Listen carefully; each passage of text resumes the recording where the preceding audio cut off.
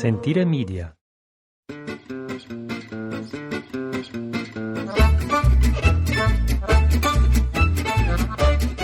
All right, podcast from Italy for Friday, the 7th of February. It is 5:55 in the morning. My name is Jason. Ashley, good morning. Ciao. You are the lucky bride of a man who went to bed early and woke up at 4:30? something like that.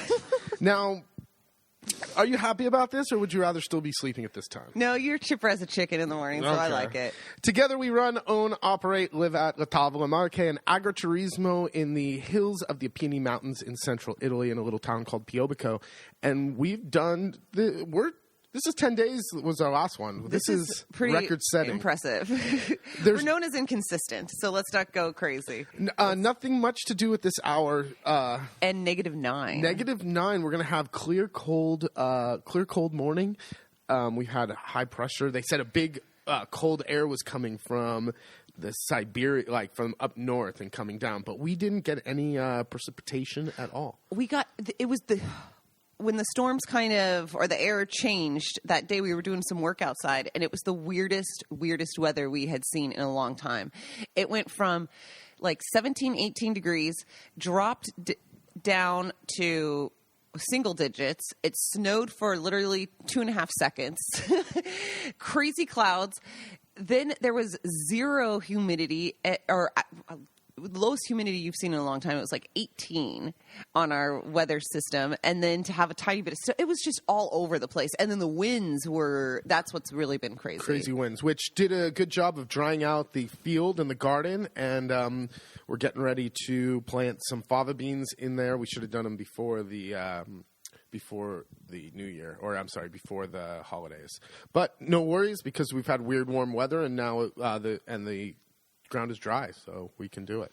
But a lot going on around here in the last 10 days. We are back at it, right? We like to say that every morning when we're starting to get dressed and put our stuff on, move your fat. We sing our song. Move your body. Move your fat body with me. We're moving our fat bodies to get them back into shape for the season of work.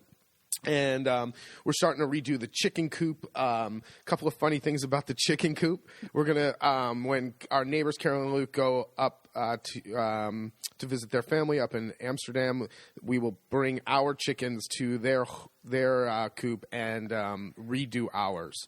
So we're going to tear the whole thing down, and I've started the process.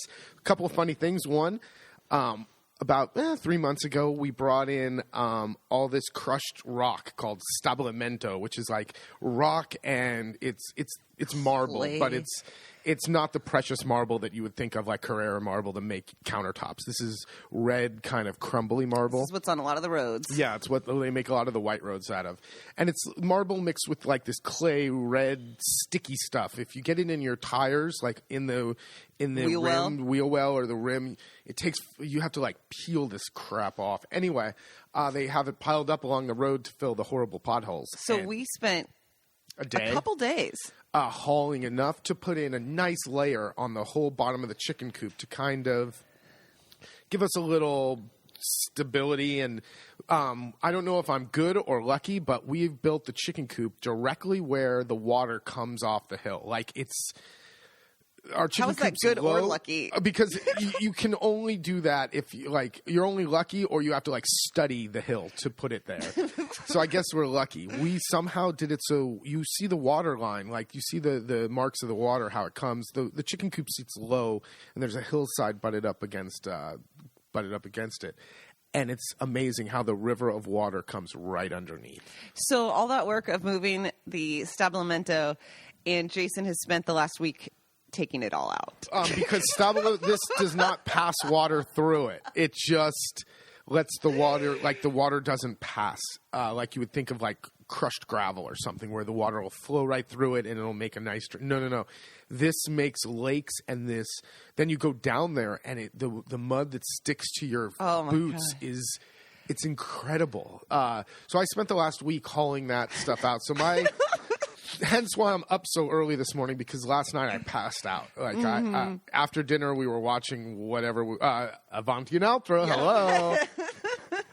And after that, I just kind of passed out. So when you go to bed at like 9 o'clock, you wake up a little bit early in the morning. But I feel good, not too sore this morning. No, you're moving your fat body. Moving my fat body.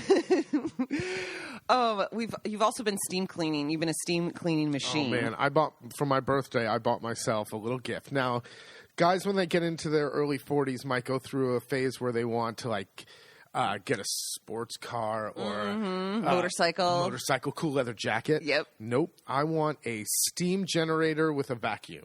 That was So he got it. So I got it. Now, this is awesome because, one, you can clean. This is professional.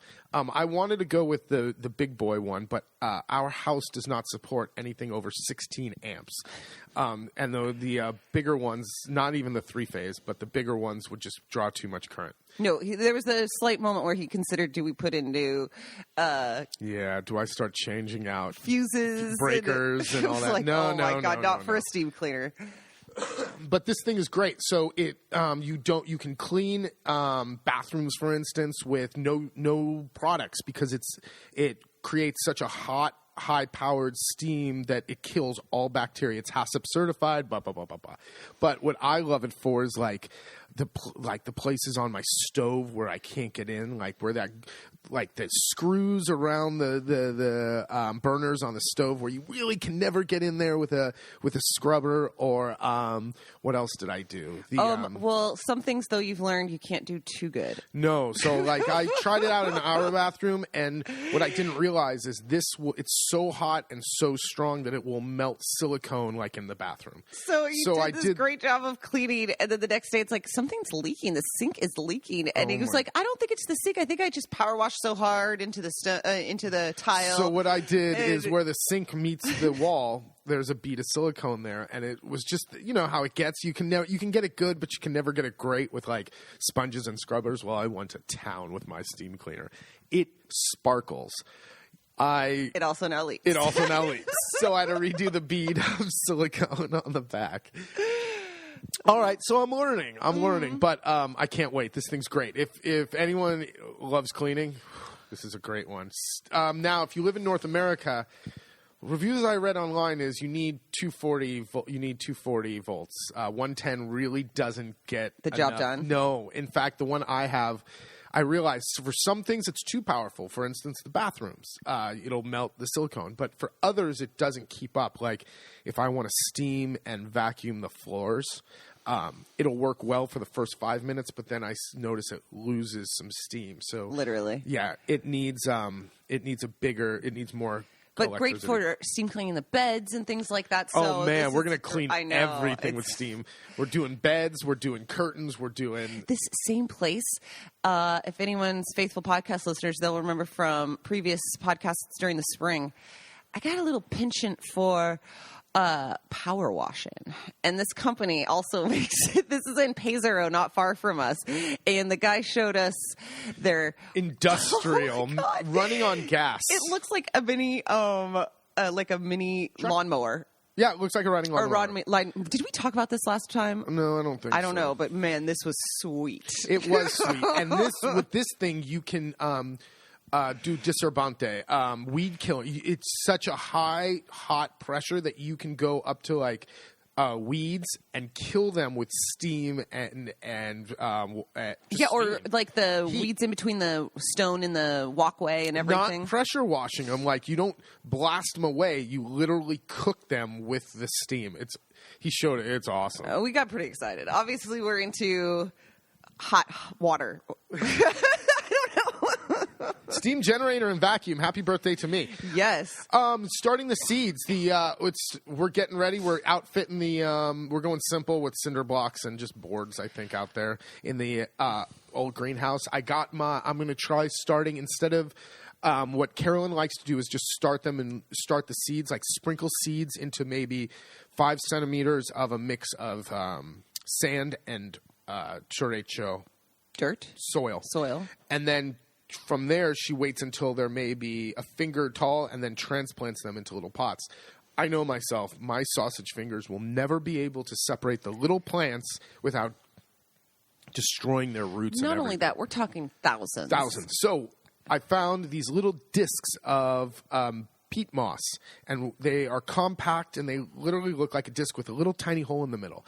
And you put the seed in there, and then you put some water on it, and it kind of puffs kind of up. like a bath toy. Exactly, like the little things in the little pills in the bath, Yes. and they turn into sponges. Looks it's that exact same thing. And then from there, once the little seeds grow, or the seedlings are big enough, then you can transplant them into the box without disturbing The little roots. discs are self-sufficient. Like, you don't need to put that disc in something else. Yes. Okay. I mean, no. If I got the bigger ones, no. But then I don't know. I have to try it out. But Okay. But all I know is I've now skipped a step. Okay. That's all I care about is skipping a step. We'll keep you guys posted. So, got the manure on the garden. The only thing we're still missing is the tractor. Yes. I guess this could lead us right into some of the Q&As you guys have sent us in the last couple weeks. And one we get a lot of, if you've listened to some past podcasts, is, where's the tractor? And that's a great question. So a year ago at this time, we started talking with New Holland. It was a year ago in November, but yes, we started meeting with them in January and February. Of New Holland. And Ashley, and we had a verbal deal to Ashley to do some social media things on their Facebook and Instagram and all that. And in return, they would drop off a tractor for us to use. Not to own, but to use for the season. We went up to their Head factory, offices? like head offices, met the director, the whole nine. The head of marketing came out and had dinner at our house. Everything was good to go. We went to the Agro Expo and met them up again. Long story short, there's no tractor. There was a series of emails that it's on its way. It would be here next week. I have numerous next week emails. Finally, we started getting busy with our season because it was starting to come into May and June. It was like, all right, I don't know where this tractor is. One day I was even in tears because I had to leave to go out of town for 3 days. And I was convinced, what if the tractor shows up while I'm gone? Who's going to film it? And your reaction, Jason. He's like, I don't think you have to worry about it. And finally, in end of June or so, I emailed the guy who has been our contact, the head of marketing, and said, dude, I just called him and was like, where's the tractor? No pleasantries. No pleasantries. This is very un-Italian. I just was like, hey, where's the tractor? He was like, right. We don't have a tractor for you. And I was like, what? He said they oversold their tractors. Whatever. Who knows? Not a problem. Why didn't you tell us? Literally, my last email was, it will be there in a week. What? That was his last email. That was his last email. I don't know what happened. All I know is it's very Italian that he was like, we didn't want to tell you. Like, I didn't want to call and tell you. It was just like super non-confrontational. And then I was turned off. So whatever. So we have no tractor. So there is no tractor. But here we are again at the beginning of February, and I need a tractor. You need a tractor. So what are we going to do? I don't know. I really don't know. I've been looking around. Here's the problem with my situation. You can find used tractors all over the place. Giant, big used tractors. I don't need a big used tractor. I need a medium, compact. Not the small ones that look like big riding lawnmowers, but not the ones that you see tooling around here all over the place. So it's a hard find. And there's no way I'm buying a new tractor. They are what a small luxury car costs. It's insane. $30,000 and up. Oh, absolutely. That's for the tractor. Yeah. That's not the implements. The tractor is it's like going to the steakhouse. You just get the steak, but nothing else comes with it. No potatoes. So you need first of all, we need a place to put it. Then you need the plow, and you need the all the things that the tractor does. It doesn't come with it. And I don't want to drive all over Italy looking for this stupid tractor. So I don't know what we're going to do. We're trying to put it out locally. Yeah, but I know we're trying to put it out locally, but the problem is I know what you said. There's not the size that I'm looking for. I've noticed that I've noticed Jason has started to contemplate following old men in medium-sized tractors that he sees driving around. He's like, should I follow him? Should I follow him? That was that yesterday. looks exactly like the size I want. Should I follow him? Yesterday we saw an old What does Fiat that guy need that from for? like it was from the 70s or something. He was going through down one of the B roads, and I looked at it. I was like, oh my god, that's the exact tractor that I'm looking for. Like I don't care what the mark is. I don't care if it's Just the right size. the right size. I was like, oh, let's follow him back to his house. He can't be far. I know. So I don't know what the hell to do. So right now I have my rototiller out in the giant garden, and I started yesterday. So the soil needs to be turned because we threw the poop on it. So I'm sitting out there with literally like a little garden rototiller in this massive half a field. Give them an idea of how big the garden is when you're down there standing in the middle of it. The garden is 100 meters wide by 120 meters down deep. It's Football field? 2 football fields. There you go. God. Speaking of Italian things like... No, football field and a half. Let's see. A football field is... it's 120 yards by 52, 55 or something. Sorry. It's big. It's big. It's plenty big. I was going to say, speaking of daily life here and what we've been up to, if you listen to the last podcast, I literally got a call while we were reading while I was reading from the book about the bank needing to sign a couple more documents. And just the other day I got a call and had to go back for 2 more signatures. So opening a bank account, it is just a never-ending process. It's taken like 3 weeks and 500 man hours. Do you think it's because we're opening a business account? Because I don't remember. I don't know. The last time we opened an account was when we first moved. The last 2 signatures, Jason refused to go, and the bank manager, I told him, I was like, we're not going to both come for these anymore. And he said, can you just sign his name? And I go, I do it all the time. And he was like, what, all the time? I go, come on, we've been together for 20 years. We live out in the countryside. I've definitely signed his name. I said, look at it. It's an easy signature. And he goes, all right, just do it. And I left there thinking, excellent. We've started a good precedent. Yeah, I refused. I've been there twice now for signatures. And it's not like there's new documents. The guy screws up, and like you don't understand. There is like an encyclopedia of documents that they've now generated. It's like 300 pages. It's got to be. He just misses places for us to sign. We've literally... He accidentally signed where we were supposed to. And so, yeah, I was back again. Now, what's the big deal? You drop by the bank. This branch is not in our area. It is a 45-minute drive away. Now, that sounds far, but it's not because everything's spread out. Everything's spread out. So it's between us and Urbino, which is not the craziest place in the world. We go to Urbino often, but it's just a pain in the ass. It's like in a direction we don't really want to go. Exactly. So to go way out, and there's nothing else out there in that direction. It's not like, oh, well, we can stop by the blah, blah, blah. Oh, no, it's where you love to go for the Technico stuff.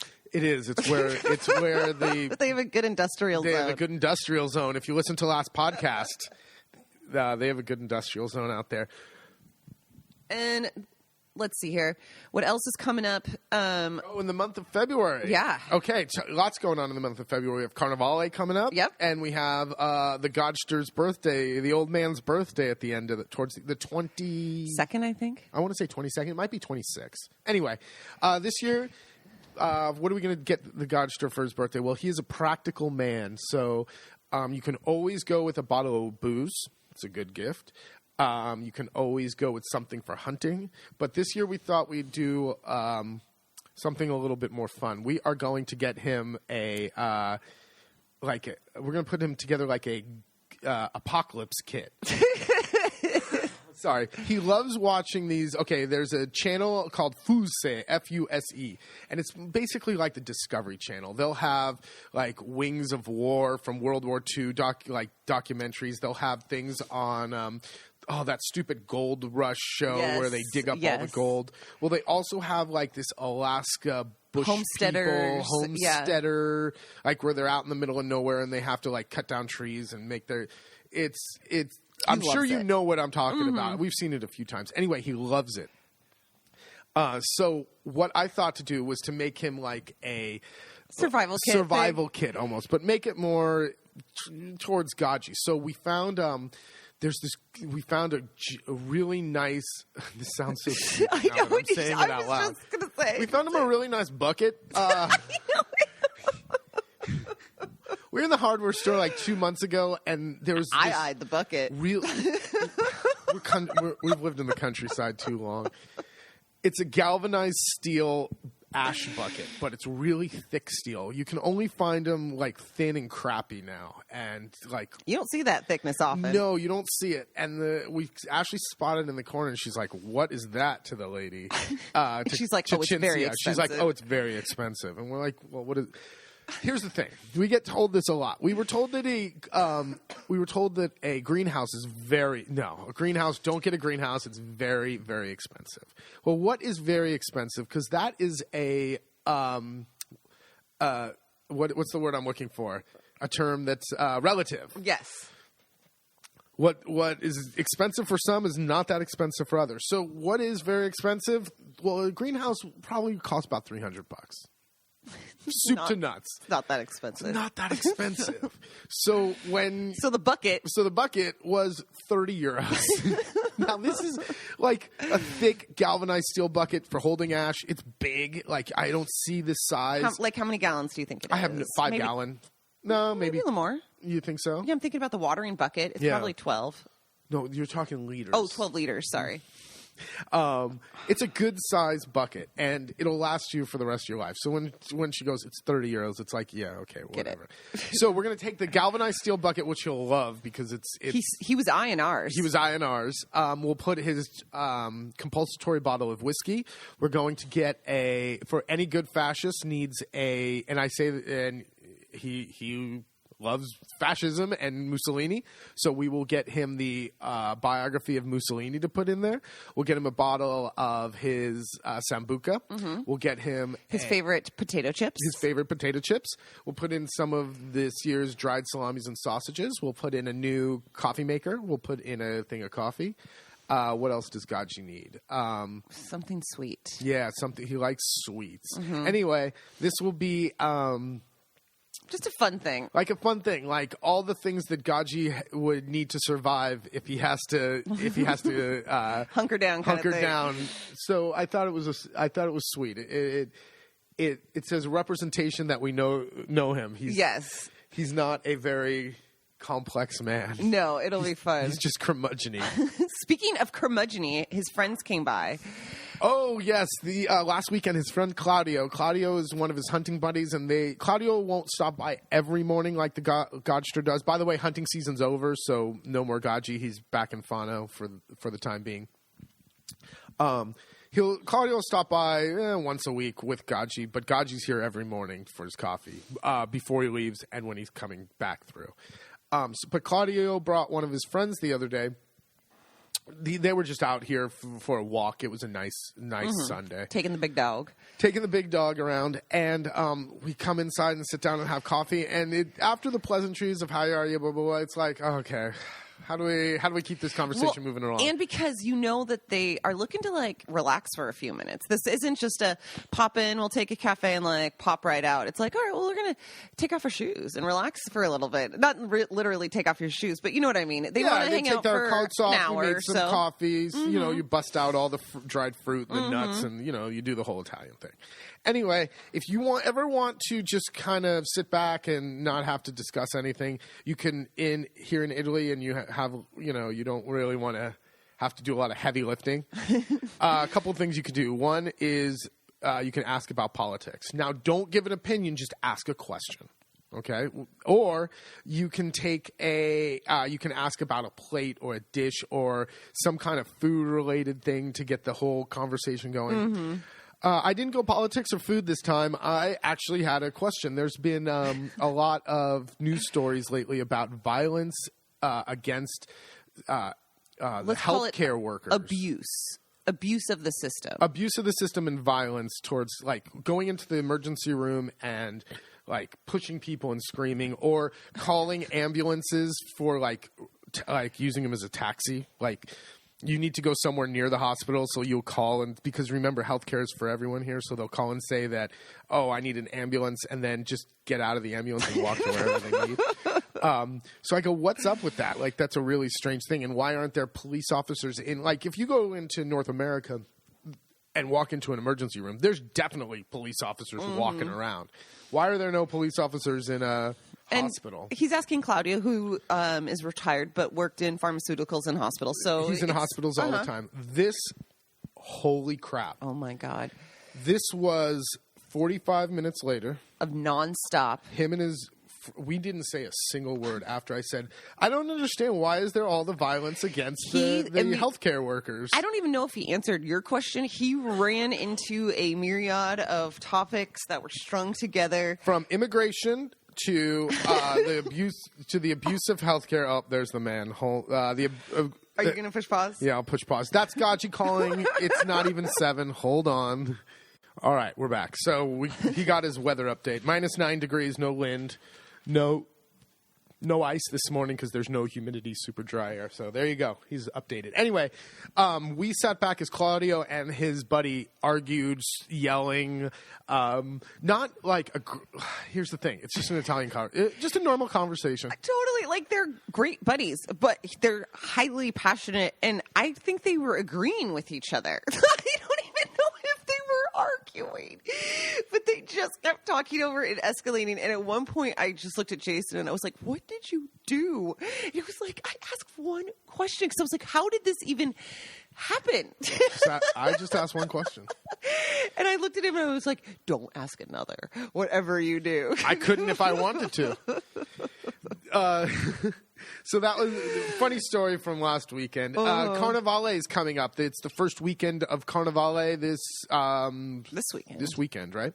Fano, our neighboring seaside town, does a great job of having processions and they parades. claim to have one of the oldest in Italy for Carnevale. And we saw the floats. They have a big hangar almost along the Adriatic Highway. The Adriatic Highway, where they keep the floats, and they had them out the other day, and we saw them. So we're going to probably tomorrow, if not this weekend, next weekend, head down to Fano to watch the procession. We'll take I keep saying procession. It's a parade. And this year they are saying it's the Green Carnevale. Green in what way? Sustainable. I don't know. We'll see. It's the Greta Carnival. It's the sustainable carnival. Okay, we'll see. We will see what that means. But Carnevale means... oh, my God. It means pastries everywhere. It means pastries. So we've started to see the castagnole. Castagnole is a local fried dough kind of dolce that you'll... It looks like a donut hole. Looks like a giant donut hole, and they're called castagnole because they're color they're brownish color like chestnuts. Mm-hmm. You can eat them two ways. One, you'll see them with red stuff all over, which is called alchemist or alchemis. I don't know where the accent goes. It's a red liquor that you use in different pastry stuff, like zupin glace. You'll see this red kind of stuff. It has a anisey taste to it. But isn't that the weird one that to me tastes like pumpkin pie? Yes, there's a dessert where you take fresh ricotta, alchemist, and a little sugar, and it does have this weird pumpkin pie taste. I don't know how it happened. You can have castagnole. You can make them almost like pâte à choux or cream puffs where they're empty in the middle. And then you fill them with cream and pour this stuff over it. Or you can have them where they're more like old-fashioned donuts, more like a fried cake donut. And you can either eat them with the alchemist or honey, granulated sugar or honey. There's also one that we'll see around here, and that's more famous from Napoli, but it's struffoli. The struffoli, and struffoli is different in the fact that they're little balls. Tiny balls, and they're made out of a short dough and fried. What is that cereal called? It always makes me think of... Not honey smacks. No, it's not smacks, but exactly. Like the little golden... Shoot. Whatever. It makes me think of a cereal. Yeah, so there's these tiny little fried balls, and then they put a ton of honey on it. So much honey, and it just holds everything together. So it's like this big... ball. Glob. Yeah, a glob of it. Mm-hmm. Not my jam. Lots of cookies with masks dipped in chocolate and sprinkles. Mask cookies. We'll also see our good old favorite Bostrengo come around this time of year. Bostrengo is like a horrible dried fruit bread cake dense. Think of like a size of a brick and the weight of a brick, but made out of dried figs and it's normally not good. Yeah, it's not my deal. I don't know. like that one at all. But some people love Bostrengo, so if you see it, give it a try. And then you'll start. This is a good time of year to start practicing the Crescita di Pasqua. Yeah, and then the Easter bread will come. So we do a bread that has it's very tall. It looks almost like a chef's hat. It's like it's a tall golden colored bread that's made with dried pecorino, aged pecorino and eggs, and it's a rich bread. Pepper. Pepper, lard. It's good. That good. I do make. I used to make the castagnole because Gaji likes them, but It's just a lot of frying. it's a lot of frying. And lard. And to do it right, you have to fry them in lard, because if you fry them in oil, they don't taste the same. And it just Well, if you're going to do it right. true. And I'm just not into them. So I do like the cheese bread. So I will start next week. I'll go to Fushun. We don't have any dried cheese, H cheese. So I'll go to Fushun, get my provisions, and make like 8 or 10 of them. Mm-hmm. Give them away. They're so good. They are so good. Yesterday, Ashley, yesterday you went to do a little bit of research for next year. Yes. Marco, the wine guy, Marco from Marco's Way, was up in our area of Sant'Angelo and invited me to go with him to check out a new winery. Not a new winery. That just opened. But new to us. And of course, great. I'm always down for a little wine tasting and check out a spot nearby us that we had no idea existed. And we go up right above our little village of Sant'Angelo, straight up the hill to a tiny little farmhouse. And classically also, just even the road to arrive, Marco's like, I don't think our car can get up this. It's just so steep. And he was like, how do you think the van's going to do if he's taking a wine tour? And we were like, you might be walking. And the guy was like, oh, we could shuttle you up. But sometimes it's nice to see all the roads are bad, not just ours. Anyway, as we were driving up, Marco was like, I don't know, some guy suggested I meet him. And but I hear he does some weird things like smoked wine, and I thought, that's interesting. But I kind of thought of Vinsanto, a liquor that we do here, but then I thought, smoked wine, I don't know. Well, we go up there, and it ends up it is Vinsanto, which is super famous in our area, and a very traditional wine and liquor after dinner that is made by hanging the grapes. What type of grape? Moscato, and you take them and you hang them in the rafters of the kitchen during the winter months. And this was traditional in this area, in these farmhouses, because you would be heating your house in your kitchen with your fireplace. You'd have the grapes hanging, and they would slightly smoke and dry out, and you'd hang them up for about a month or two, depending, and then you take them down and continue making the traditional kind of winemaking process. What I didn't realize is this is only traditional in this little sliver valley where we live. Marco is a winemaker in Yesi. How far is that? As the crow flies, not far. It's just south of Ancona, or no, just west of Ancona. He's like an hour and something away from us. We're in the same region. We're very close. He's never heard of this, really. He was like jaw on the floor, just like, what? And it was incredible because we got to go to the room where they do the smoking of the grapes, and I asked him, how many quintale of grapes can you hang? And I kind of thought I was asking a ridiculous question, like he's not gonna say quintale, because how much is a quintale? 100 kilos. 100 kilos.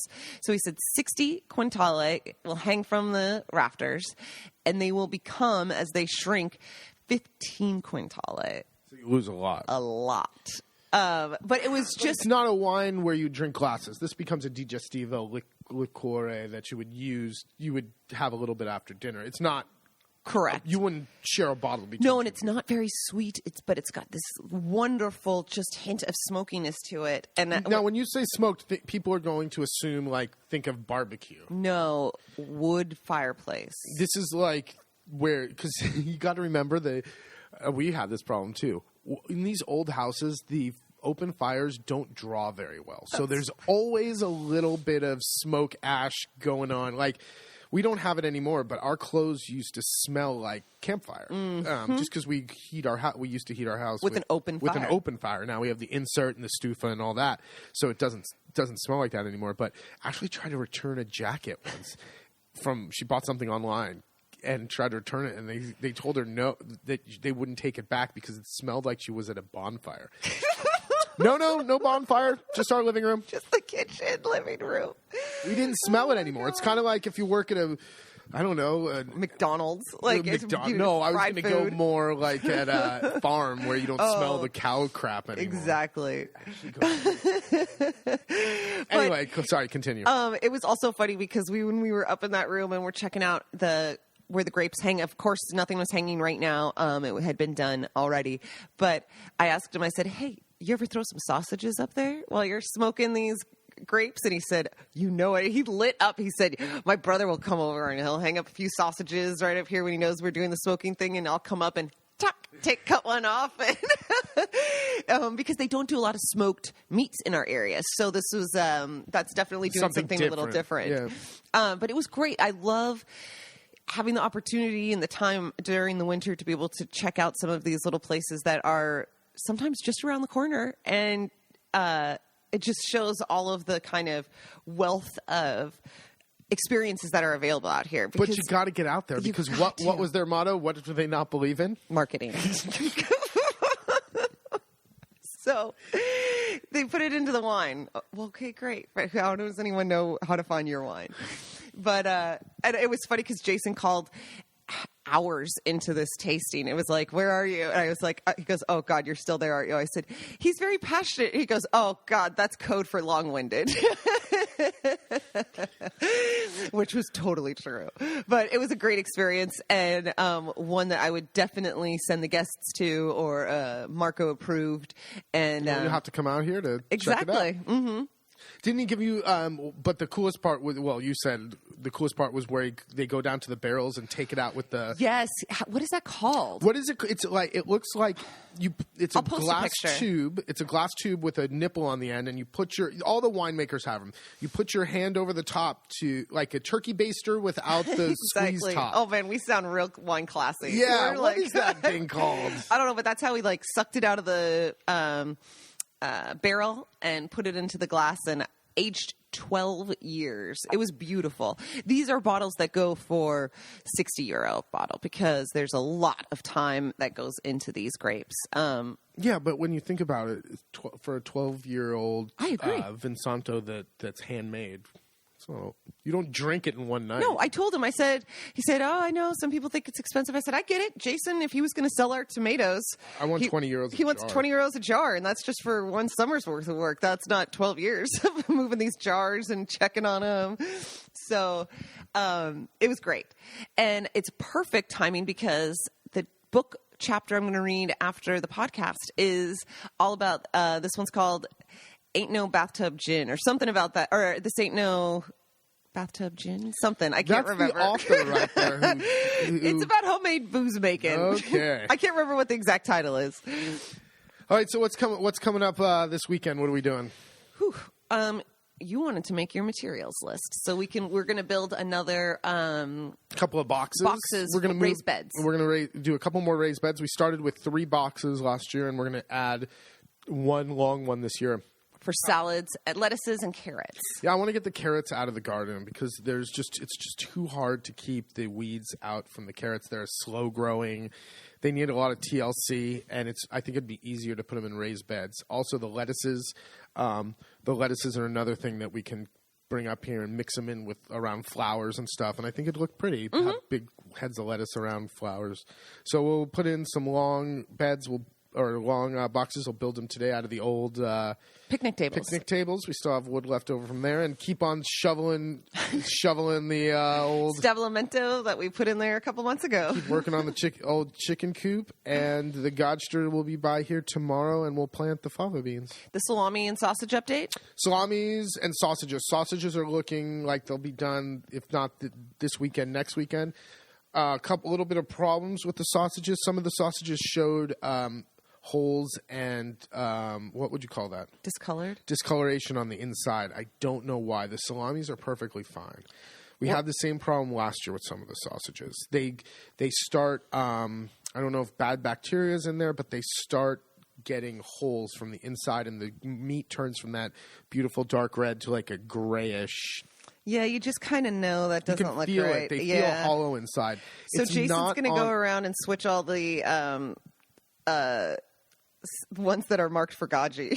So Yeah, to make sure if any of his feel weird, he's going to switch the ribbons that and Gaji give him the good ones, because I don't want to hear ones. his mouth, because he'll just complain and blah, blah, I don't know what I'm doing. But it's not all of them. And the more difficult thing to make is the salamis, because they're thicker and you have to be more proper with the amount you fill up the casings. The sausages are... And the salamis look great. The salamis are fine. Some of the thicker sausages. I gotta take a couple of them down and take them over to either Marino up at Aqua Partita, or take them to Beppe, the butcher, and ask him what I'm doing wrong. Mm-hmm. Just don't ask Gaji. Just don't show him. No.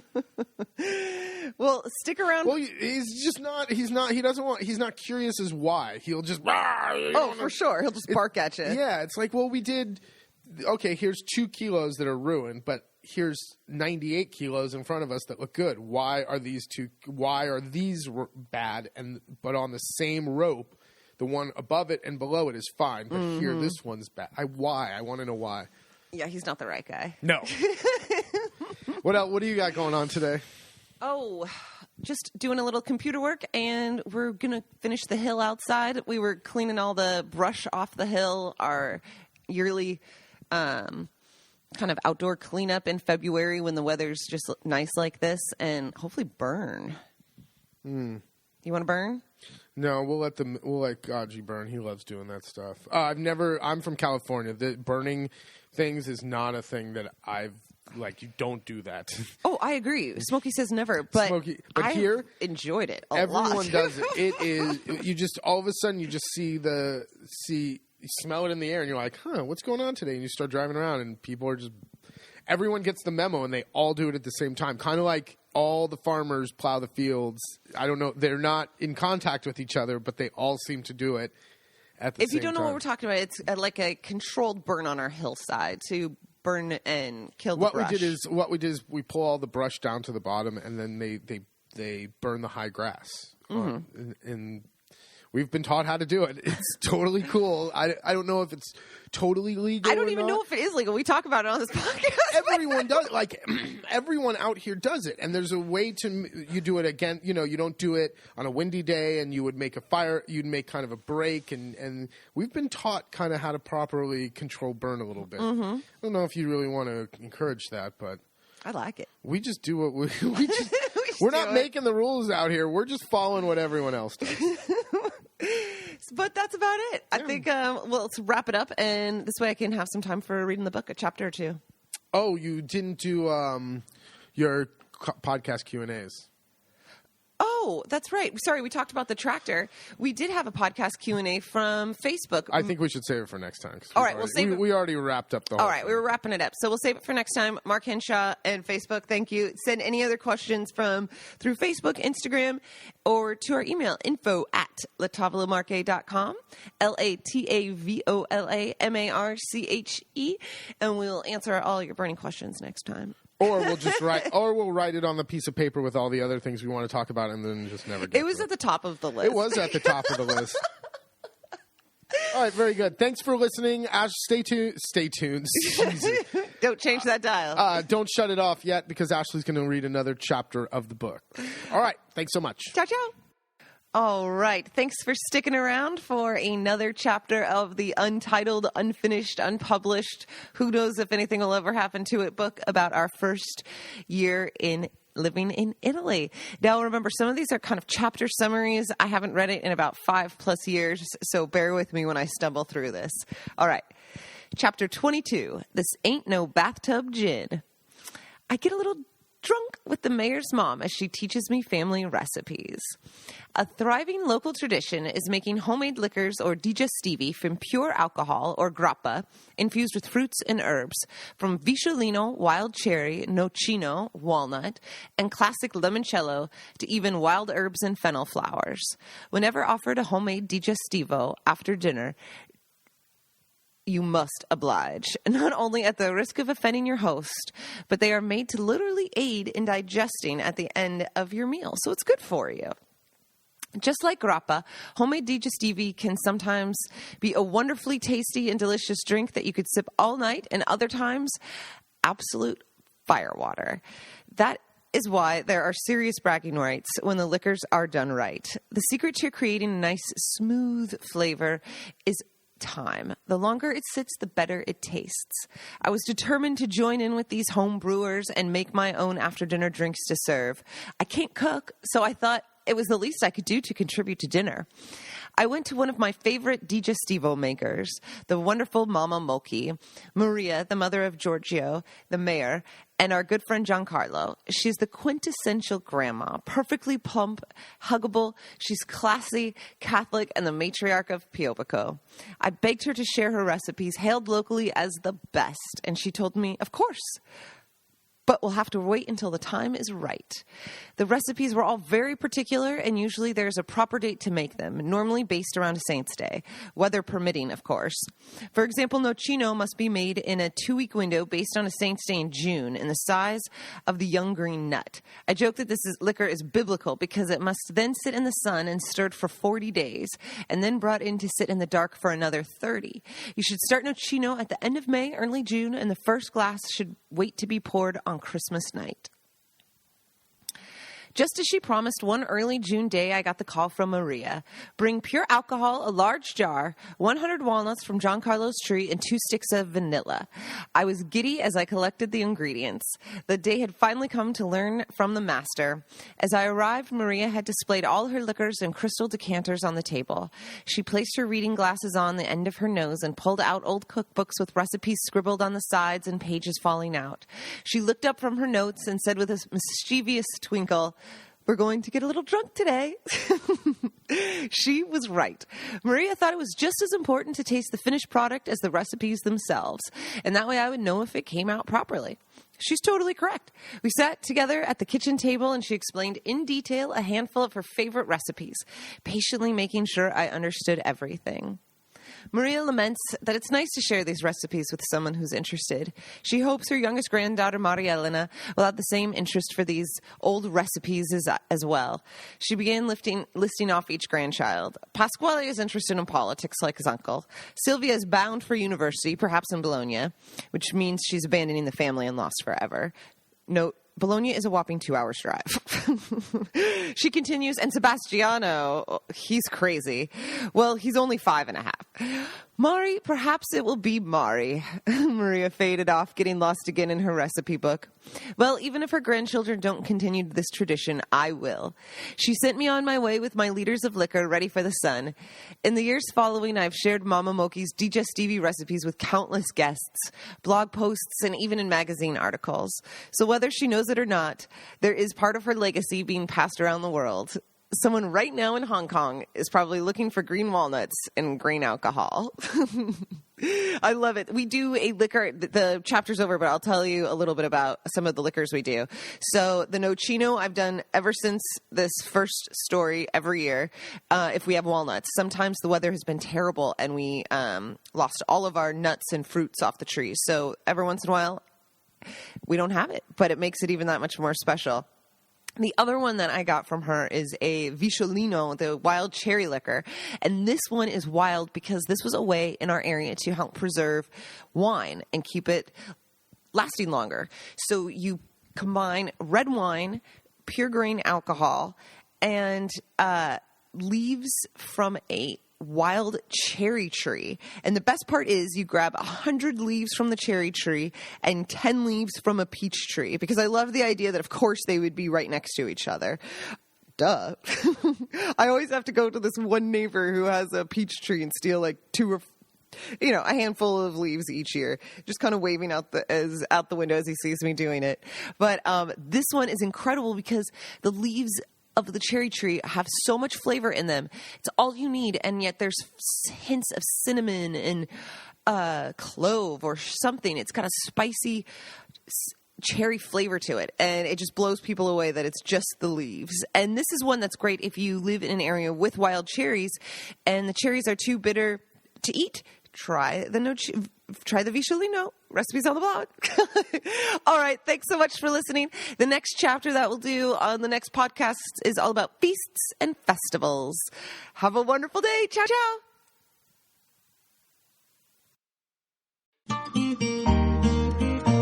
Sentire Media.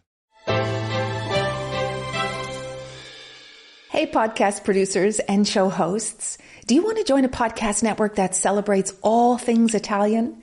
At Sentire Media, we understand the allure of Italy and its unique culture. Our devoted team of hosts and producers are all driven by their shared passion for Italy. And we work tirelessly to create the best lifestyle podcasts and content that will whisk you away to the very heart of Italy. With us, you can savor the mouth-watering flavors, get lost in the stories from the past, break down the cultural barriers, and truly immerse yourself in the vibrant traditions of this intoxicating country. If you have a great podcast idea or are already in production and would like to join Sentire Media, head over to sentiremedia.com. That's SENTIRE media.com and find out how to submit your show.